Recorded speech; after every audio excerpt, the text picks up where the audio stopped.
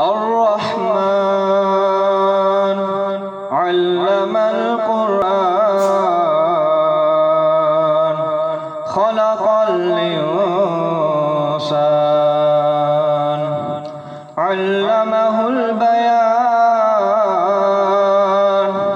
الشمس والقمر بحسبان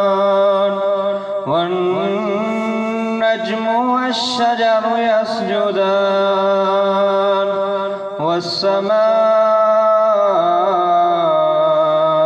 رفعها ووضع الميزان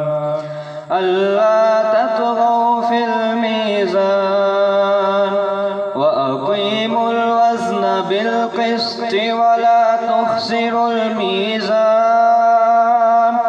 والأرض وضعها للأنام فيها فاكهة والنخل ذات الأكمام والحب ذو العصف